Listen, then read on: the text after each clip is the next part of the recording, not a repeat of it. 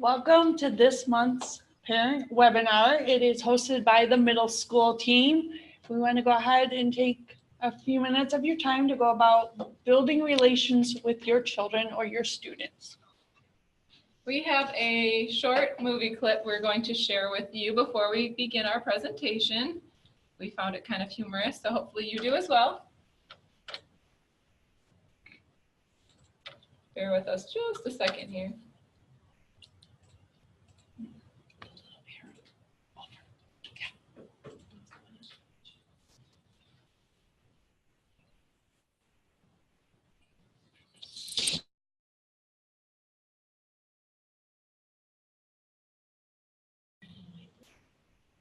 All right, can anybody hear us now? All right, yay. I don't know what happened to our audio for a moment there. Now we just need to get our video up and running.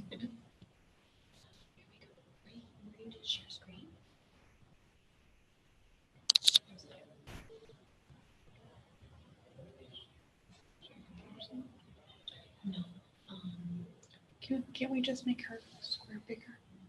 Try your share. Because you're sharing the desktop right now. You have to share the video. Yes. Screen might be I'm using the iPad. Using the iPad.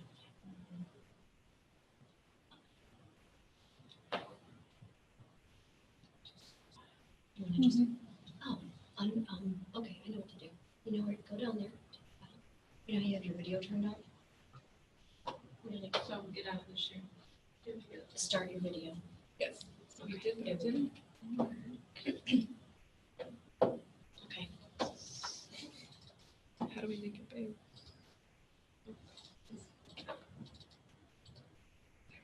You got it?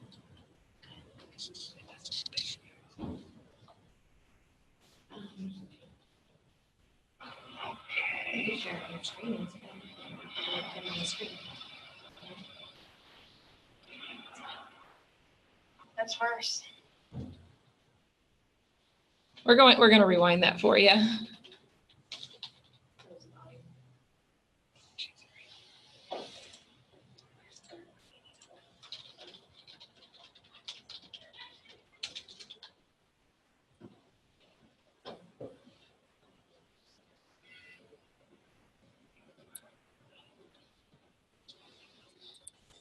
Can you not look like that, please? What? Like what? Just like the way you're looking. Looking at the road? You can look at the road, Dad. I obviously didn't mean that. Just like, don't be weird and quiet while you do it. Sorry. Hey, how was the shadow? No, you were being quiet, which is fine. Just like, don't be weird and quiet. Because like, I look over at you and I think you're about to drive us into a tree or something, and then I get really freaked out, and then I can't text my friends. So just like, be quiet and drive, and don't look weird and sad. Please. Okay.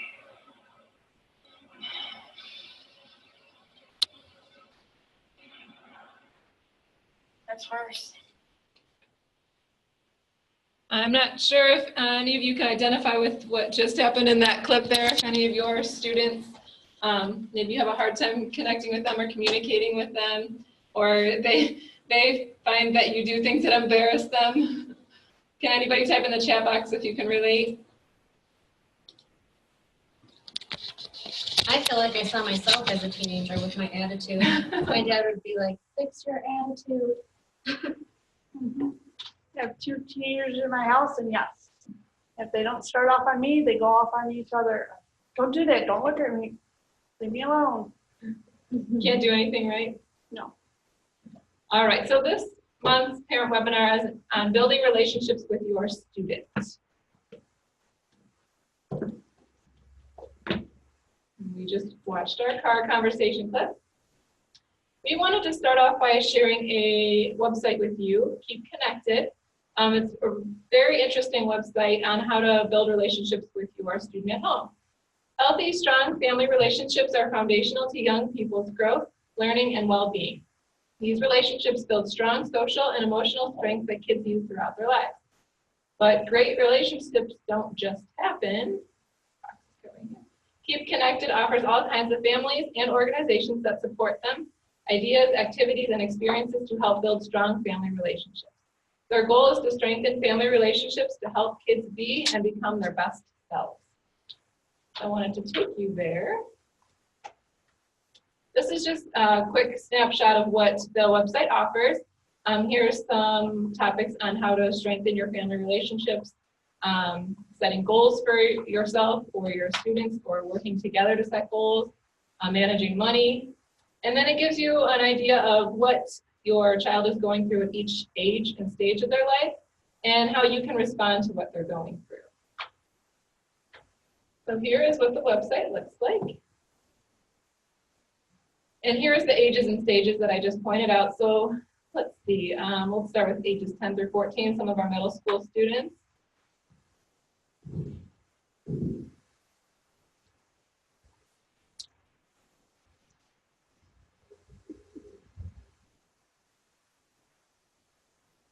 There we go. So discovering themselves as young adolescents.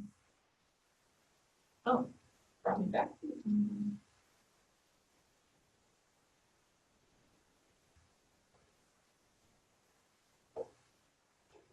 Up at the top, there's tabs. There's an introduction on this stage of life, and then it goes through their intellectual, emotional, physical, social, and spiritual changes. Click on intellectual milestones. Here's a couple ideas of what you can expect during this time in their life, and like I said, how you can respond to some of those behaviors. Listen to your kids. Don't shut down or ridicule their ideas. Continue to focus on the importance of school and learning. Of course, we are big promoters of this. Encourage curiosity and critical thinking. Share power with your child. Allow them to have some input and make decisions when it's appropriate. Allow disagreements. And these types of things that go through each age and stage. And let's go through some emotional milestones. Of course, they're going through a roller coaster of emotions at this time in their life, so it says to be gentle, be patient. Let them have strong emotions. They tend to either love school or hate it. We really hope they love it, but we know it's probably a love-hate relationship. Online learning can be very hard. They don't have that support from their peers that they would in a brick and mortar school. And then some kids will give you the silent treatment. I always did that to my parents when I was angry at them. Physical milestones, puberty, growth spurts, hygiene. Those are always tough topics to address, kind of awkward for you or for the student to hear. But be warm and accepting when they talk to you about it. Encourage them to be physically active. Talk honestly and openly. Work hard to continue having regular family meals together so you can sit down at the table and have conversations. It just gives you an idea of what you can see for each age group. Obviously, if you have high school students, you would want to click on the ages 15 through 18. There's quizzes you can take. And it gives you an idea of some of the other things on the website. So there's quizzes you and your other family members can take to check how you're doing, compare notes, and try new things based on what you discover. So having a relationship with other parents in the community can help you as well. You can share ideas or what worked or what didn't work at your house. You might have some input for each other. Some creative discussion starters to get conversations started at home, at the dinner table. Short interactive activities you can use with your family to explore each topic and spend meaningful time together at the same time. And then key background research for each topic. So it's a very great website. I encourage you to take some time to explore it. Find some activities you can do together. Take some of those quizzes to learn some things about each other. And if you ever have any questions, obviously feel free to ask us. Click on a couple other, here's some goal setting. Time and time again, I always hear about how important it is to eat dinner as a family at the table, and it can be so hard. The benefits are like countless. I keep saying that. I try to make it a priority. Check your goals, talk about them, try them, and learn about them. Those are the tabs across the top. It gives you some activities on how to set goals, how to motivate yourself, how to plan, and then take the initiative, moving past what you've always done. So kind of stepping outside of the box. Lots of great information on this website. All right. Okay, screen-free night. Ah! So 8th grade screen-free night activities. Reading a book together, playing a board game together, play charades, draw what they say together. We tried to play Pictionary at one of our lock-ins, and the kids really enjoyed that. I'm a big fan of charades or Pictionary. Complete a project together, a project around the house. If you need to finish something, get your kids involved. Go visit friends or family together. Make something delicious together. Cooking is great math skills, and it's a great way to bond as a family. Doing a craft together is another fun thing. And volunteer together at a community, in your community or at a church. Charades is such a good one because you don't even need the game. Right. Together is the key word of this slide.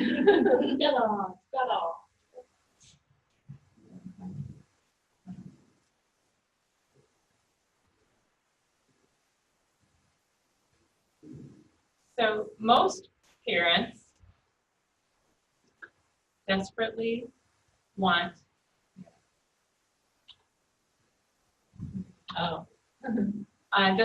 to have a strong home filled with nurture that builds character of their children and prepare them for life. So the key words are parents, nurture, character for life, something we do for them.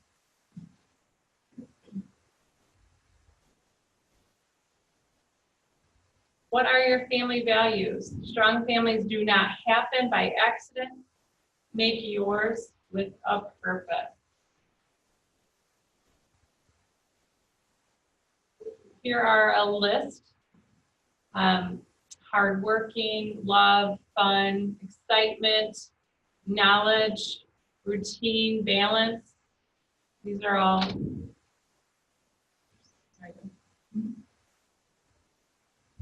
all different terms. You choose 7 or 8 of those terms, or even add your own. Narrow your list down to your 3 priorities, the top ones you think that are best fitting for your house, and live for that purpose in your family. Did any of those words stand out to anybody? Or maybe ones you already live by in your household?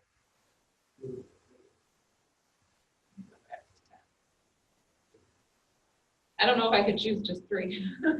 Relaxation. That sounds real good. Yeah. Right now, especially right now. Routine, I think, is a big one. I was gonna say hard work, routine for my family, and loyalty. Positivity, self-respect. Fun. Special household is full of fun. You gotta have some fun. Coming over. Your slides made me think of something called a family vision. Have you guys heard of that too? No. You know how businesses have like a vision or like a sentence? Well, A vision plan. yeah, it's basically what you said. Right, so my slides are just about fun resources for parents. Well, you guys are all over the map of Michigan. So there's this one website called Homeschool Connection, and I know a lot of moms that get involved with this group online, and they offer different things in your area that your child can get involved in while they are being homeschooled. Just like different groups. It's just like that social connection. I know one group, they just went to a nature center and did like a nature walk together. So it gives you that kind of connection. Another thing I thought of was reaching out to your actual school district, because on some occasion, they offer the opportunity for your kid to participate in things like Science Olympiad or sports and things like that. Or they might just have papers and handouts and magazines at the school that might help you think of things to do with your kids. I know that we get like a Utica weekly newsletter, and it's really nice because then I can see all the stuff that's going on around our city, and it's like family-friendly things to do together with the kids. So you can check out that website on your own time, just because we're all from different areas. Are they going to get the slideshow? Yeah, we'll Okay. make sure that Okay. Nicole sends this out to you via email or through Admintum. Okay. And then the other piece of this was, for me, I feel like a good resource to find stuff to do as a family is to check out your local community center. A lot of stuff is like $2 or cheap, or they also have those magazines and handouts for stuff going on in your area, and it's probably more than you even know. Before I lived in my city, I had no idea that they do like an annual tree lighting. They do all this stuff around Halloween. Like, I just had no idea it was that family friendly, and it's not just for the little kids. Older kids enjoy stuff like that too. Really, I think your kids just want time with you. I really don't think they care what you're doing, really. But these are just really good ideas. So the other resource that I've learned as a parent is to utilize the library. There's a bunch of stuff there that I love. They have this thing called free passes. We get them during the summer, just has to do with like Cedar Point and things like that. You get discounts. They offer trainings. I know that we just did like a Pokemon at the library day. They do stuff on the weekend and on weeknights, so it's nice. But for you guys, you could even go during the weekdays. There's also virtual libraries, like an e-library that is this my local library?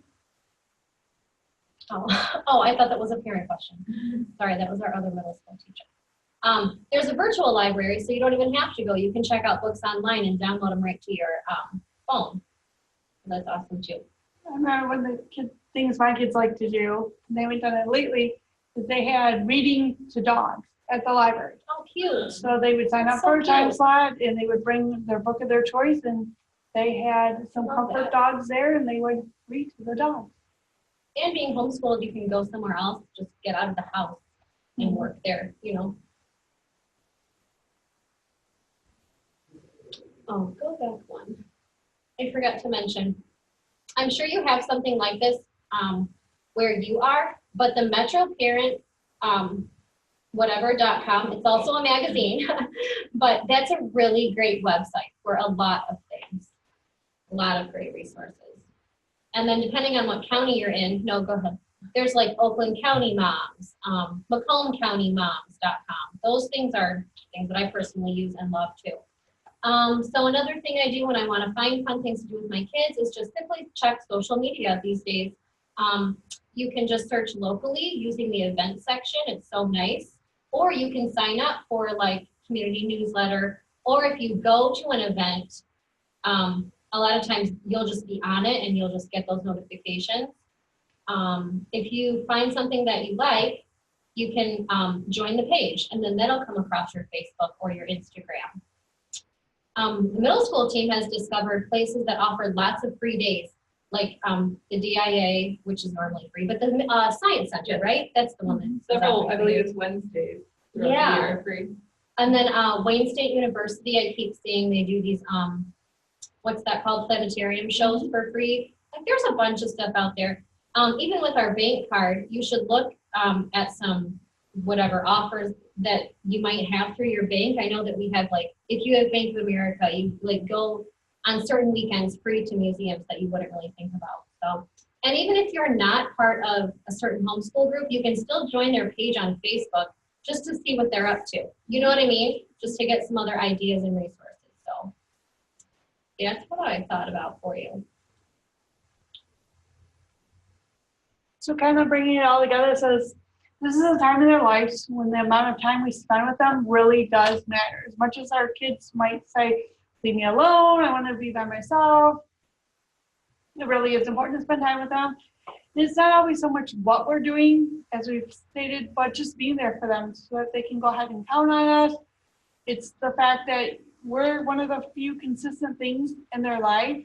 Having that parent or guardian there, they know that's not changing. So many other things of their feelings, their emotions, their bodies are changing. The fact that, you know, we're there for them Typically, teenagers who spend quality time with their parents also have better mental health. They're more confident and less likely to drink or take drugs. Half the battle is making sure you make family time a priority. You need to put that on the family calendar. And as much as you want to say, oh yeah, we're going to go ahead Thursday, let's do it. And then something comes up and they just, oh, we'll just do it next week. We'll do it next week. It's really important that you block out time and actually stick to it. When it's part of the routine, it's something that kids even look forward to. Even the older kids knowing, okay, date night or game night, or the night you guys get to go for a walk to a local ice cream place, something like that. They look forward to it. It's important to keep some of these regular things and be consistent with them. Beyond that, some of it's trial and error, taking advantage of the small moments that present themselves. You might not plan, that teachable moment at that time, but you might be out with one of your children at the store. They start wanting to talk to you. Make a point of walking up and down the aisles. Talk with them. Don't be like, oh, we got to go. I got to make dinner. You got to just take advantage of those times when you can. I know in my family on Fridays when I was growing up, we had pizza and game night. So I always looked forward to pizza. We didn't get it often. It was a special treat. So Fridays were a big deal for me.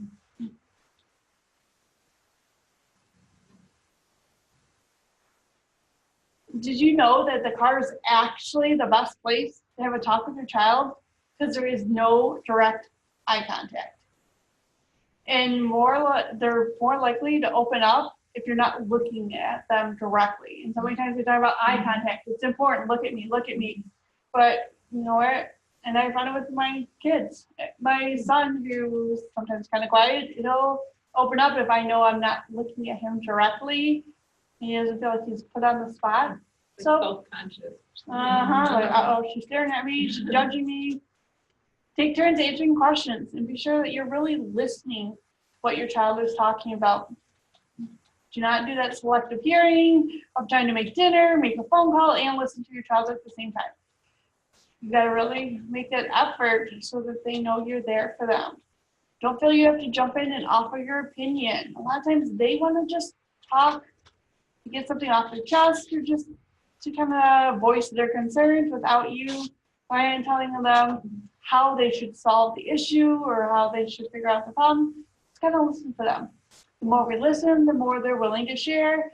You might just find that once they're prompted, the ice is broken and they're going to tell you everything. Whether you want to hear or not, it's all coming. But that's okay. They know that we're there for them and that we're ready to listen. So now I'm gonna be like, get in the car. Uh-huh. I know I'm very guilty of the making dinner and trying to, respond to a text on my phone or look up a recipe Yes. and my kid's talking and I do the, yep, okay. And even my 3-year-old says to me, Mom, why do you keep saying okay, okay? I'm like, oh no, you picked up on that. Yeah. So I have to constantly remind myself, just because he's 3 doesn't mean he doesn't have something important to say. Yeah. And we've taken some family trips where we'll start off the trip saying no electronics for everyone. We're just talking because otherwise my kids are on their phone, their iPad, wanting to read a book. Like, no, we're going to kind of chat. Another idea is a journal between the child and the parent. No matter how old they are, you can start it when they're young. And a lot of times when you start when they're young, they're more apt to continue it into their teen years. And it's just the way that they can go ahead and maybe ask a question, whether it be about themselves, something that they're feeling, they're thinking, but they are able to kind of go ahead and express themselves without you there hovering over them. And as parents, I know myself, you want to give your opinion right away and jump in. Be sure that when you're raising them, ask them some open-ended questions. Not, what do you want for dinner? Did you like my top? Give some open-ended questions. If we're going to take a family vacation, where, why? Kind of use this as a way of a non-threatening way to kind of communicate, because our lives are so busy most of the time that you don't have that time to sit down and chat. Well, the journal, whether you write them something in the morning, when they're taking a break between their lessons, they can always answer it. Then when you come home from work, you can kind of respond back. So it's a way of going back and forth on your own time, but yet still having that connection. When you do have that verbal connection, though, give them your undivided attention, as we were just talking about. Another interesting fact that I read about is aim for 12 hugs or physical connections. Yes, even with your teenager. Every day. We need 4 hugs a day for survival. We need 8 hugs a day for maintenance and 12 hugs a day for growth. So many hugs. I know. And That's my kind of life right there. my daughter would be all up for it. My 13-year-old son, oh, get away. Don't embarrass me. Trying to be old off. Yeah. Bring on the hugs. And then something that actually my family, I have a daughter, a son, and my husband who live together, is we do date night. And it's usually a lot of times the guys like to do something, the girls like to do something. But we make a point that we have to flip it up. So my son and I, we go out on a date. My daughter and my husband have to go out on a date. They have to agree on something of where they're going to go, whether it be dinner, a movie, for a walk. But there's many times that they'll go ahead and date night might be just going for a walk. Date night could be the aspect of going to a museum together. It doesn't have to be a costly aspect. It's just making that time right now. For us, I'll be honest, it's really busy, but we make a goal that it has to be at least once a month that we have a date night with our children, with each of our children on their own. My 3-year-old requested for his date with mommy to go to Target and to get soup. All right. So we went to Target, also my favorite place, and to get soup. And that's all he could talk about for about a week. Everybody saw, mommy took me to Target. So just the simple things. We just walked around. We didn't buy anything. Looked at toys and things that interested You us. really know my. For the first time in my life, I have to teach myself a lesson. You can't always buy things when you're shopping. But like the calendar says though, date night, you got to plan it. Yeah. Family meals, you got to plan it. Put it on the calendar. A lot of phones linked together that you can have a joint calendar.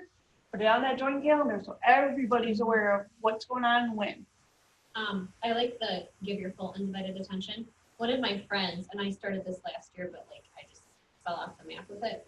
I'll probably start it in January, where you turn your phone off when you get home at like 4 or 5, and you don't turn it back on until like right before bed. Check it. So then you're not distracted. You know. Should I read with the parents? Sure, yeah. Because I don't think that they can see the chat. Okay. We just had a parent say that they started the journaling thing with all 3 of her kids a couple of years ago, and she's found that her kids are more open and willing to answer and talk about things that they wouldn't really say in front of their other siblings. That makes perfect sense to me. Yeah. Always easier to write your feelings than to say them out loud. Especially Even if as an your adult. kid, yeah, if your kid is introverted, you know. All right, now we move on to the questions. Now you gotta get talking with those kids, but what will you talk about? Well, here I am to the rescue. So there's actually 2 really great websites that I've linked below where you can go and find conversations for your teenagers, for your youngins. So I put some top 10 for the young ones. For them, you could do what's the best way to eat an Oreo? I mean, that's a great question. When's the last time you remember laughing so hard you snorted? Make up a new holiday. When you talk to your teens, those conversations are different.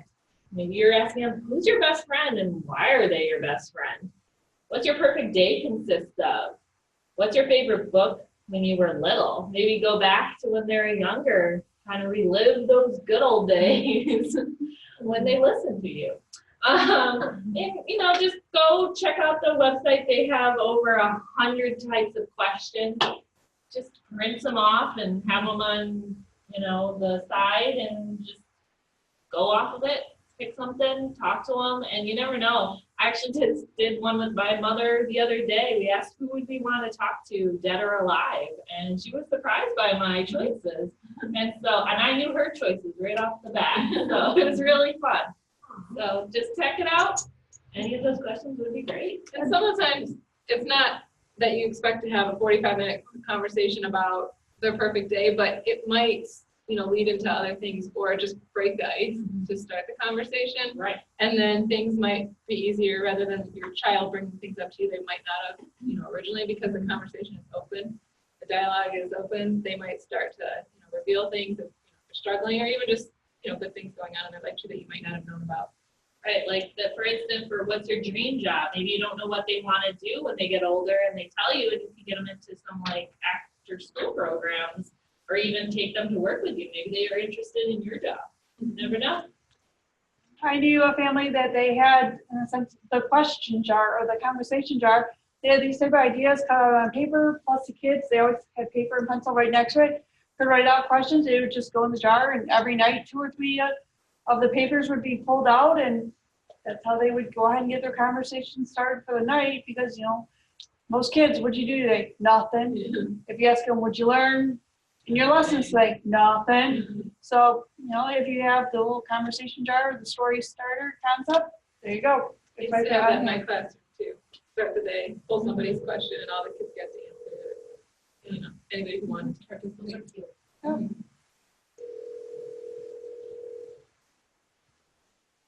All right, we have one more clip for you. This is a lengthy one, so stay with us if you can.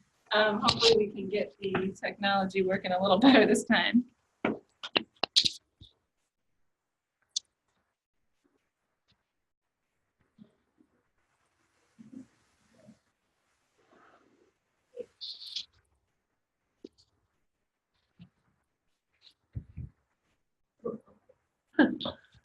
Can't get my share, there we go, share button open.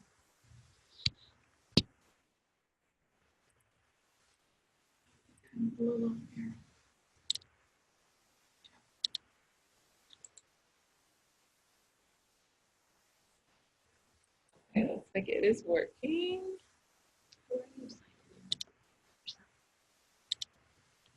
Yeah.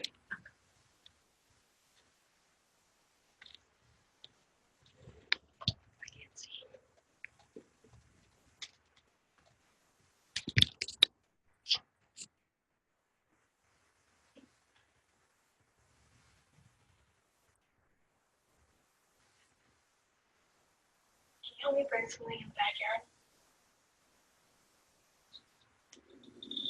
Yeah.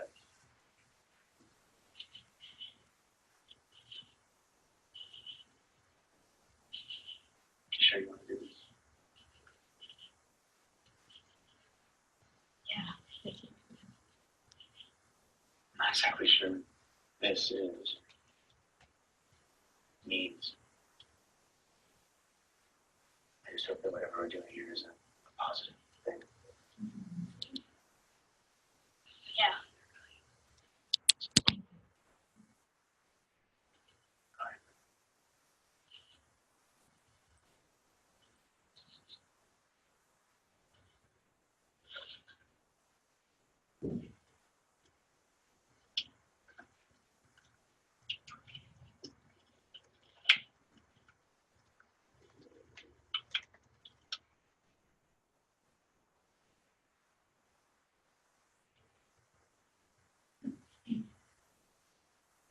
What was that? Nothing really. Just sort of my hopes and dreams. Right. And you're burying it. Yeah.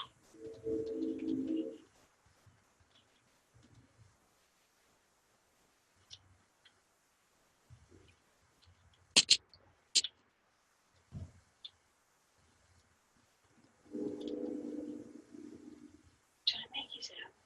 What? No. No, not at all. Not at all. Why do I seem sad?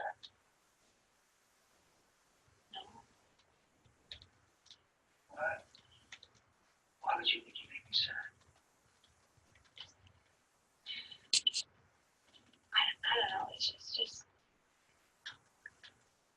sometimes, you know, I think that when I'm older, you know, maybe I'll have a daughter of my own or something, and I feel like, you know, if she was like me, then being her mom would make me sad all the time. Because, like, you know, I love her because she's my daughter, you know, but, I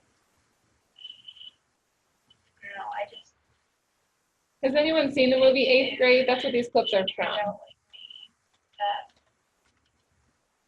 being her mom would make me really sad. You're wrong. Kayla, hey, look at me. Look at me. You're wrong. If she grew up to have a daughter like you, she will make you so, so happy.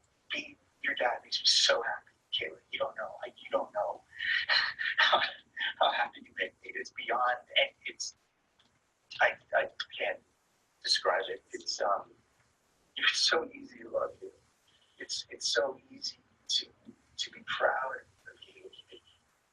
I'm not just saying this. Hey, I swear to God, I'm not just saying this. I mean, sure. Sometimes if I see her upset or having a rough day, then I feel sad. But that kind of being sad, that sort of day-to-day sad or worrying that I do, that's not. Always, beneath all that, I am always just so unbelievably happy that I get to be your dad. It sounds like a lot of libraries have the movie if you wanted to check it out and watch it as a family. It'd be a great way to spend time together. When Mom left, I was really scared. I was really, really scared. Mr. Schmidt did watch it. Mr. Schmidt, can you provide any feedback on whether it would be appropriate for You're starting to get older. middle schoolers to watch? I know it's rated R. I don't know, you took your first steps, you said your first words, made your first friend. All the things I thought I was going to have to teach you. How to be nice, how to share, how to care about other people's feelings. You just start doing that on your own. And your teachers would always say, you've got such a lovely daughter. You've done such a great job with her. But I didn't do anything. I really didn't. I really didn't. I just watched you. And the more I watched you, the less scared I got. Does that make sense? I stopped being scared. Sounds like it's more of an eye-opener for parents rather than a movie appropriate for children, would you say, Mr. Schmidt? And what goes on in the mind of a middle school student? Do you know why? Because of you. You made me brave. If you could just see yourself how I see you, just how you are, how you really are, how you always have been. I swear to God, you wouldn't be scared either.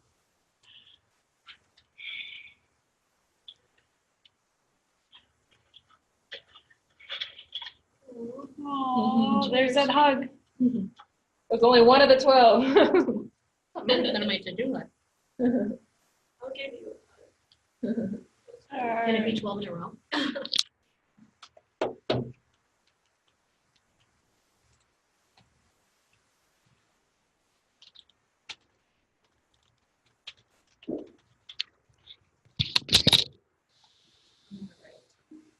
We do have one additional slide for you.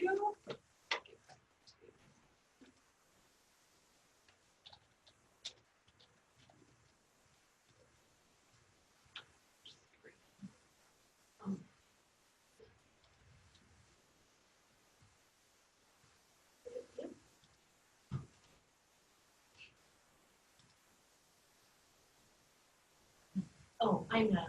Okay. We have another screen here showing us what you can see. It doesn't look like you can see it. So some dates to remember. So we've got January 16th at 5:30, February 20th at 5:30, and April 17th at 5:30. And just a reminder that our offices will be closed from the 22nd through the 1st of January, and will reopen on the 2nd of January. Your students should still work if they are behind in their classes. We do encourage them to keep going. We're not evil. We will let them have Christmas Day off, but we do encourage to continue on. and get through those classes. Yes, I know it's a break. We don't expect the kids to work on actual holidays themselves, but if they are behind, it's a great time to get caught up. If they're on track, it's a good time to get ahead. If they're ahead and they want to, slow down a little bit, take a little bit of a couple days off to enjoy, they definitely earned that. But we do encourage they still keep working a little bit just to stay in the habit of it, so they don't kind of lose that momentum once the first of the year comes around. Any questions for us at all? Could be related to what we presented or just in general about school or upcoming holiday.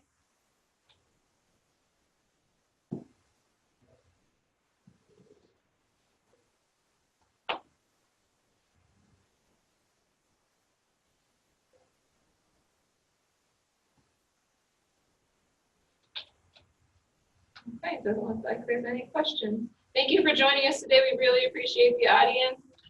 This will be emailed out to you, so you have the links. Like I said, if you have any questions, we are the middle school team. Please feel free to ask us. Enjoy the rest of your night. See you January 16th. Bye.